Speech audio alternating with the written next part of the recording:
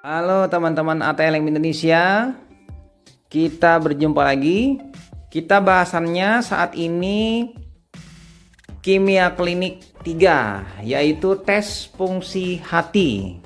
Yang mana ini merupakan bagian-bagian dari fungsi hati dan gangguan pada fungsi hati kimia klinik bagi ahli teknologi laboratorium medik.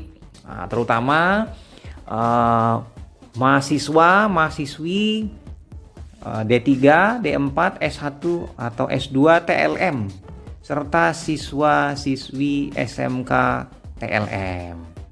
Kita bahas tes fungsi hati, yang mana ini adalah tes pemeriksaan laboratorium hati atau HEPAR yang dilakukan oleh seorang ATLM. Oleh sebab itu, apabila ingin menjadi seorang ATLM yang profesional, maka harus tahu panel-panel atau pemeriksaan-pemeriksaan untuk tes fungsi hati. Bersama saya Ahmad Lab di channel ATLM Indonesia, mari kita simak materinya. Tes fungsi hati. Nah, tes fungsi hati kita bisa melihat di sini ringkasannya, yang mana materi ini saya dapat dari internet dan saya kompilasi dan saya perkaya dan perbaiki. Oke, pertama adalah AST, ALT dan AST untuk kerusakan hepatoseluler. Amplifikasi klinisnya jika abnormal.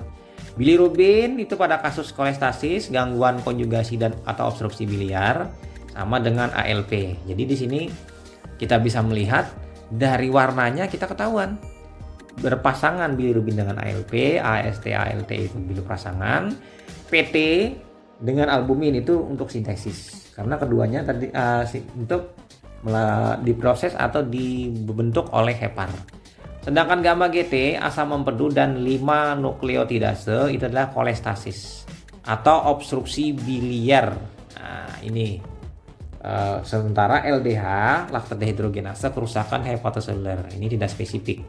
LDH ini sebenarnya lebih mengarah ke arah ke fungsi jantung nanti. Jadi pada prinsipnya di sini pemeriksaan laboratorium terbagi menjadi 1, 2, 3, 4, 5. Ya, dan 4 utama. Kerusakan hepatoseluler, kolestasis, gangguan konjugasi atau obstruksi biliar, fungsi sintesis dan kolestasis atau obstruksi biliar. Jadi di sini yang pemeriksaannya kita lihat. Kita bahas tes fungsi hati. Interpretasi harus disertai keterangan faktor risiko pasien, gejala, kondisi yang menyertai, pengobatan, dan hasil pemeriksaan fisik. Beda ya laboratoriumnya, yaitu berbeda nilai normalnya. Jadi tiap laboratorium tuh ada nilai normalnya atau nilai rujukannya yang berbeda-beda, walaupun pada prinsipnya hampir sama. Jadi sebenarnya yang digunakan oleh laboratorium secara konsensus internasional itu menggunakan nilai rujukan, bukan nilai normal. Jadi nilai rujukan yang dipakai, karena nilai rujukan ini adalah berdasarkan atas salah satunya geografis dengan ras, misalnya berdasarkan ras. Misalnya nilai rujukan di pantai berbeda dengan di pegunungan. Nah, ini nilai rujukan. Jadi teman-teman yang di unit pelayanan yang profesional bekerja, cek kembali belangkonya. Alangkah baiknya diganti menjadi nilai rujukan, bukan nilai normal, teman-teman. Ada saya kemarin membahas mengenai perbedaan nilai normal dan nilai rujukan itu di nilai kritis kalau tidak salah. Oke. Nanti kita bahas mungkin kalau memang belum dibahas di channel ini. Oke, lanjut lagi kita tes fungsi hati. Jadi tes fungsi hati ada pada prinsipnya mild, moderate, dan marked. Jadi ada dalam waktu tertentu kenaikan yang sifatnya itu rendah, kemudian sedang, dan tinggi sekali. Misalnya AST, ALT, ALP, dan gamma GT. Ketiga-tiganya ini adalah enzim-enzim ini diukur berdasarkan kenaikannya. 2-3 kali misalnya kenaikannya. 2-3 kali sampai dengan 20 kali atau di atas dari 20 kali. Ini kenaikan dari enzim-enzim yang 4 ini. Dan kita teman-teman bisa melihat di tabelnya, mulai yang warna merah, warna biru, warna hijau. Seharusnya sih warna hijau dulu, hijau, kemudian biru dengan merah. Merah itu tandanya berarti tinggi sekali. Tapi biar tidak masalah, ini cuma untuk estetika warna saja. Kita lanjut lagi. Nah, tes fungsi hati. Keuntungannya, sensitif, metode non-invasif. Jadi tidak perlu kita melakukan misalnya biopsi pada hati, itu kan invasif itu misalnya. Gambaran abnormal tes laboratorium untuk mengenali tipe gangguan hati. Ini lumayan dengan memeriksa misalnya AST/ALT sudah bisa mewakili tes fungsi hati. Dapat menentukan beratnya disfungsi hati. Kemudian yang keempat, mengikuti perkembangan penyebab gangguan hati. Nah, ini tes fungsi hati. Nah, kerugiannya atau kelemahannya, keterbatasan sensitivity. Nilai normal pada penyakit hati yang berat. Jadi tidak bisa melihat lebih luas. Tidak spesifik. Nah, ini mungkin AST/ALT misalnya. Dia meningkat juga pada kondisi yang lain, misalnya pada jantung, ginjal misalnya, seperti yang sebelum-sebelumnya kita bahas di video-video sebelumnya. Jarang bisa memastikan diagnosis gangguan fungsi hati. Jadi jarang, tidak begitu spesifik sekali, tidak. Karena dia juga ditemukan di organ lain. Lanjut lagi kita pendekatan awal. Riwayat penyakit dan pemeriksaan fisik. Nah, lihat dulu. Jadi anamnesa nanti, anamnesa bagaimana dia mengalami sakitnya berapa hari, berapa bulan, atau sudah setahun atau bagaimana, itu sudah dari wawancara dengan pasien dan keluarga pasien. Lalu pemeriksaan fisik, hatinya diraba, kalau teraba itu membesar misalnya, itu berarti ini hepatomegali misalnya. Lalu apabila kemudian melihat mata, selera mata kuning, badan bengkak. Nah, ini pendekatan dari fungsi hati. Kemudian pendekatan algoritma jika ditemukan gejala klinis. Ada gejala klinisnya. Gejala klinisnya pasiennya mengalami demam, kemudian nafsu makan menurun, kemudian atau dia mual muntah, mata kuning. Nah, ini adalah gejala-gejalanya.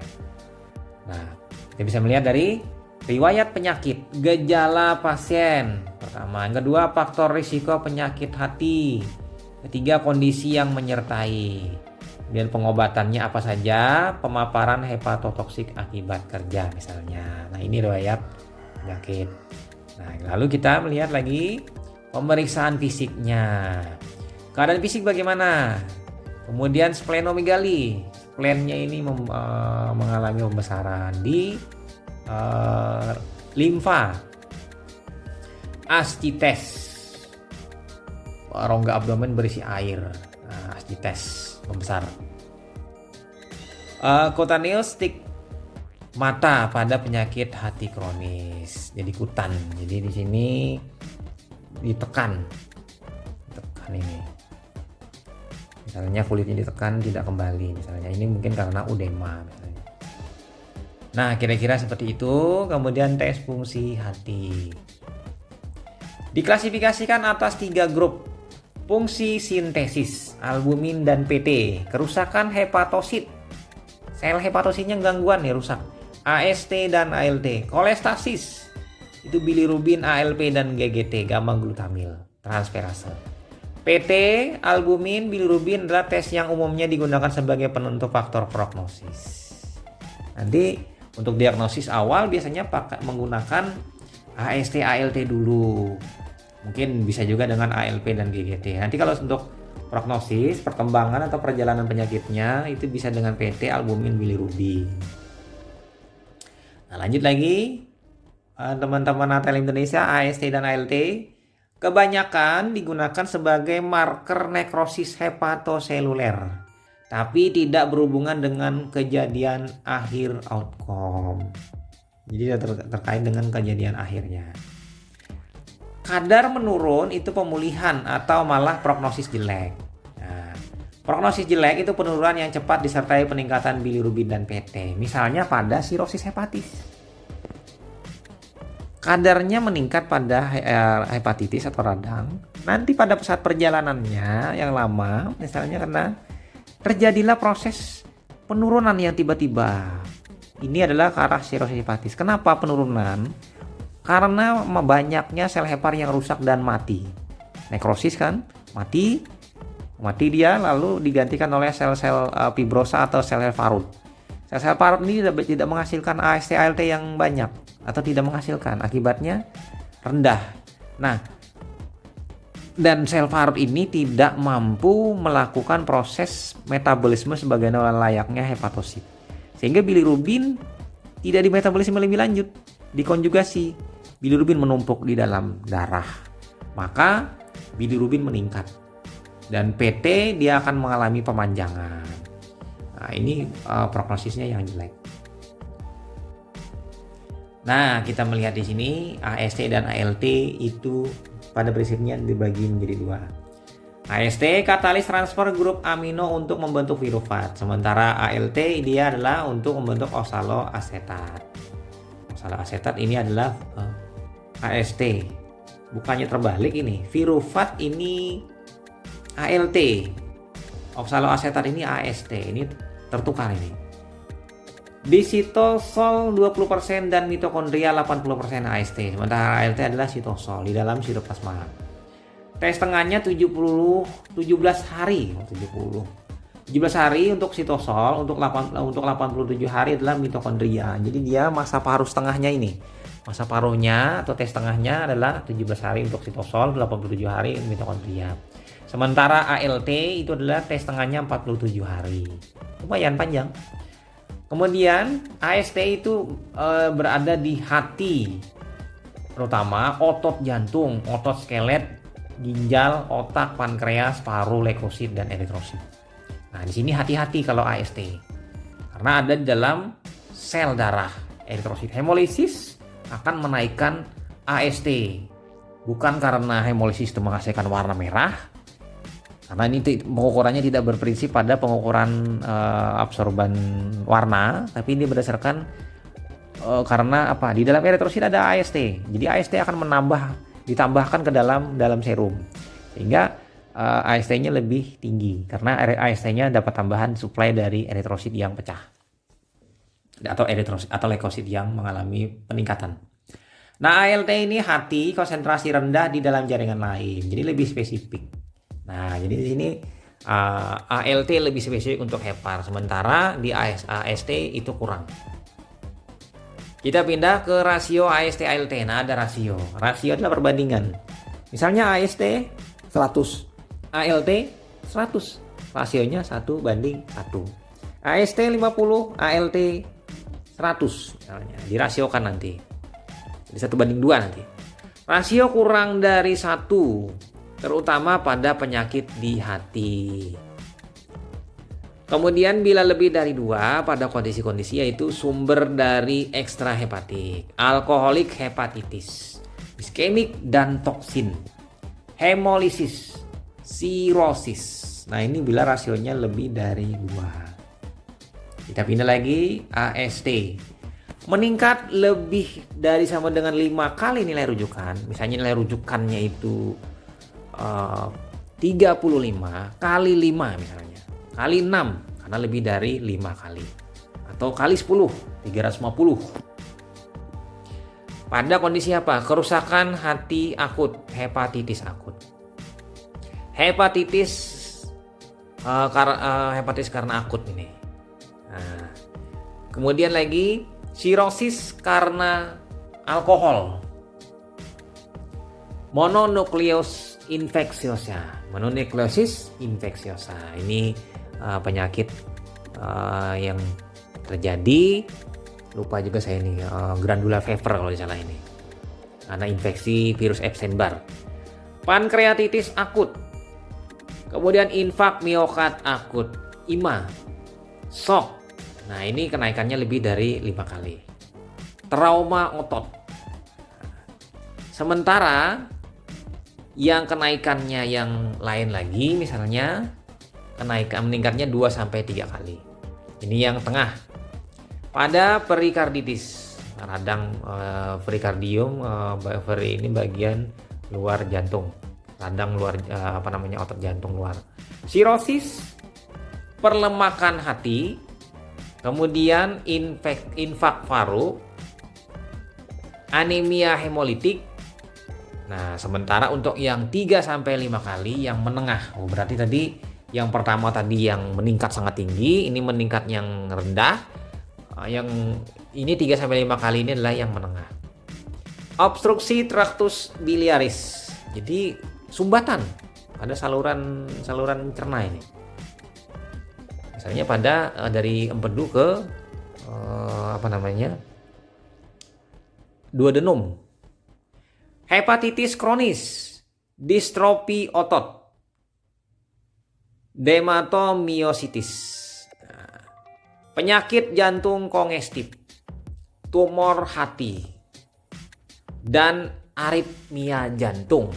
Nah, ini kondisi-kondisi yang meningkat 3 sampai 5 kali. Nah, sementara ALT itu meningkat 20 sampai 50 kali. Ini yang sangat tinggi peningkatannya, misalnya pada kondisi apa? Hepatitis virus atau karena obat. Jadi misalnya obat anestesi atau misalnya kloroform itu meningkat tajam hepatitis atau ALT-nya meningkat. Meningkat 10 sampai kurang dari 20 kali. Misalnya pada apa? Meningkatnya ini meningkat menengah. Hepatitis kronis, mononukleosis infeksiosa, kolestasis atau kolesistisis. Meningkat kurang dari 10 kali. Sirosis hepatis, hepatitis karena alkohol, obstruksi traktus biliaris. Nah, itu jadi peningkatannya tadi. Sementara obat-obatan yang mempengaruhi hati itu adalah acetaminophen overdose. Jadi kelebihan dosis dari acetaminophen, N-asetil para-aminofenol atau paracetamol. Statins, kemudian NSAIDs, non steroid ini obat, antibiotik, jadi beberapa antibiotik, anti-epileptik, anti-tuberculosis drug, misalnya ini INH, rifampicin misalnya, kemudian ethambutol. Herbal remedies, alternative medication and substance abuse.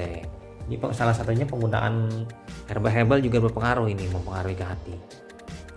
Nah, itu kemudian kita pindah ke LDH lagi.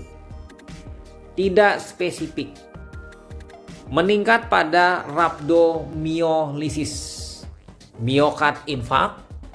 Nah, ini nanti akhirnya dia malah menjadi penanda kerusakan pada jantung atau misalnya pada IMA. Hemolisis, karena memang pada kondisi hemolisis LDH keluar dari eritrosit. Stroke, renal infarction, infak renal, infak pada ginjal. Penyakit hati akut atau kronis. Digunakan untuk iskemik hepatitis transien, yaitu peningkatan yang masif di iskemik hepatitis. Yang kedua, infiltrasi keganasan ke hati. Nah, ini karena proses keganasan. Nah, ini pada sebagai biomarker kanker hati akhirnya dia ini, karena infiltrasi ganas hati didukung oleh peningkatan ALP. Jadi LDH dengan ALP digabungkan arahnya nanti ke arah keganasan hati karena proses infiltrasi. Nah, kita pindah ke ALP, alkali fosfatase. Dijumpai pada jaringan hati, tulang, intestinal, plasenta, dan ginjal. Nah, ini secara fisiologi lebih dari 60 tahun dia meningkat pada anak-anak dan adolesen. Ya, ini pada proses pertumbuhan nanti dia. Frekuensi ini pada kehamilan karena memang pertumbuhan janin juga pada ibu hamil. Blood group O pada orang golongan darah O, dan post meal, fatty meal, dia lemak, dia makan lemak. Nah, sementara pada patologi atau patologis pada kondisi yang abnormal itu pada intrahepatik atau ekstrahepatik dia meningkat. Alkali fosfatase itu pada prinsipnya pada intrahepatik tadi itu viral atau alkohol, drug, pregnancy, PBC, sepsis. PBC ini tahu primary biliary cirrhosis. Nah, ini yang menyebabkan pada kasus intrahepatik. Sementara yang di sebelahnya adalah ekstrahepatik. Ekstrahepatik itulah di luar hepar. Tadi di dalam hepar, ini di luar hepar. Obstruksi intraaluminal, jadi sumbatan disebabkan oleh batu empedu atau disebabkan oleh askariasis. Si askarisnya ini menyebabkan obstruksi. Mungkin askarisnya yang Viscera larva migran mungkin pada para parasitologi. Penyakit di saluran empedu yaitu kista choledecus. Jadi ada kista di wilayah saluran empedu. CA di saluran empedu, ada terjadi kanker di saluran empedu. Tekanan dari luar misalnya apa? CA saluran empedu, ada kanker di saluran empedu atau kanker di pankreas, CA pankreas. Kita pindah lagi. ALP itu lebih dari 1000 kali. Wah, ini tinggi sekali, 1000 kali ketinggian. Obstruksi biliar yang malignan pada keganasan karena obstruksi keganasan.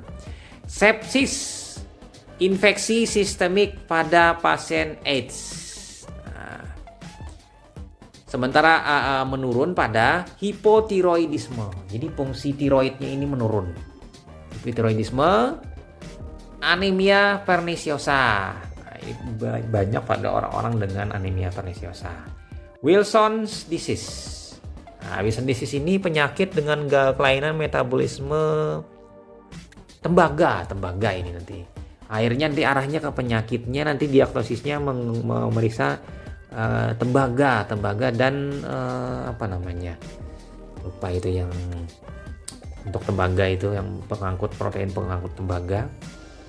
Insufisiensi hati yang berat. Nah, ini. Kita pindah lagi, obat yang meningkatkan ALV yaitu anabolik steroid, allopurinol, amoxicillin clavulanate acid. Ini biasanya gabungan untuk memperkuat amoxicillin, dia ditambahkan dengan asam clavulanat. Ini misalnya Clavamok misalnya obat. Captopril, carbamazepin, chlorpropamid, kemudian ciproheptadin, diltiazem, kemudian erythromycin, estrogen, fluoxetine, flucloxacin, kemudian fluopenazin. Nah, namanya memang susah-susah ini. Gold salt, imipramin, indanapir, ini obat anti untuk pengobatan virus, iprindol, nevirafin, kemudian metiltestosteron, metilen dioksi metamfetamin. Nah, ini obat-obat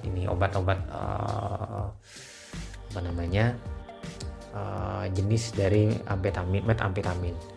Oxaprozin, pizotilin, quinidin, tolbutamid, TPN, dan trimetoprim sulfometoxasin. Nah, ini kita pindah ke gamma glutamil transferase, GGT. Katalis transfer dari grup peptida gamma glutamil ke asam amino lain. Banyak dijumpai di hati, ginjal, pankreas, intestinal, prostat, limpa, jantung, otak, tapi tidak di tulang.